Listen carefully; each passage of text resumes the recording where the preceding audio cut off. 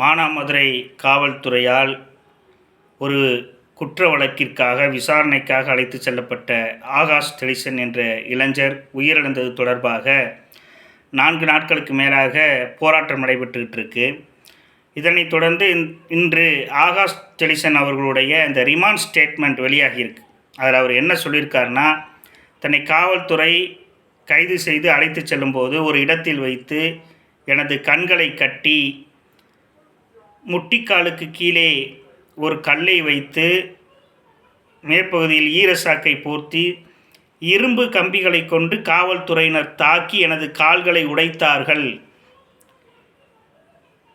எனது கண்கள் கட்டப்பட்டிருந்ததால் எந்த காவல்துறையினர் இதை செய்தார்கள் என்பது எனக்கு சரியாக தெரியவில்லை.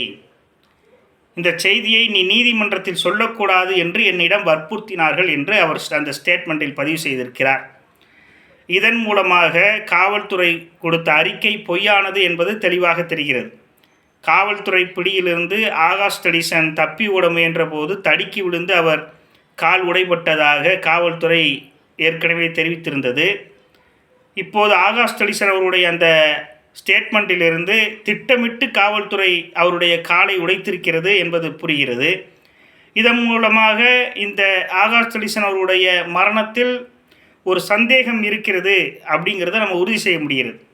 எனவே உடனடியாக தமிழ்நாடு அரசு சம்பந்தப்பட்ட காவல்துறையினர் யார் யார் என கண்டறிந்து அவரது காலை உடைத்தபோது உடனிருந்த காவல்துறையினர் யார், அப்படி செய்த காவல்துறை யார், அதற்கு உத்தரவிட்டது யார், இந்த வழக்கு பதிவு செய்தது யார், இது குறித்த முழுமையான விசாரணை நடத்தி சம்பந்தப்பட்டவர்கள் மீது துறை ரீதியான நடவடிக்கை எடுப்பதோடு அவர்கள் மீது கொலை வழக்கை பதிவு செய்து நீங்கள் கைது செய்ய வேண்டும் என்று தமிழ்நாடு அரசை கேட்டுக்கொள்கிறோம்.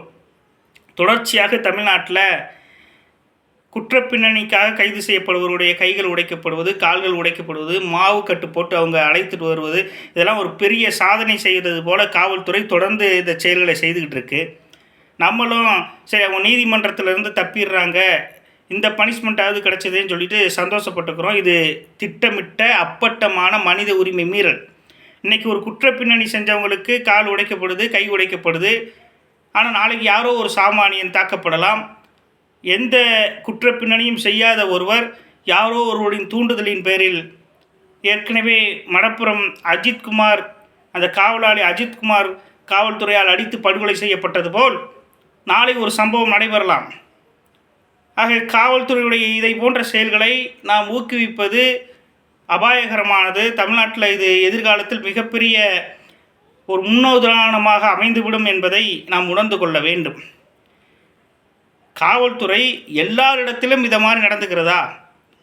ஒரு பாலியல் குற்றவாளி கைது செய்யப்படுறான், அவனை இதை மாதிரி தண்டிக்குதா? ஒரு பெரிய பின்புலம் கொண்ட ஒரு கோடீஸ்வருடைய மகனை கைது செய்தால் இப்படி மாதிரி நடக்குதா? ஊழல் வழக்கில் கைது செய்யப்படுபவர்கள் இடத்துல காவல்துறை இப்படி நடந்து கொள்ளுதா? மக்களை ஏமாற்றி மோசடி செய்து கைது செய்யப்படுபவர்கள் மீது காவல்துறை இப்படி நடந்துக்கிறதா?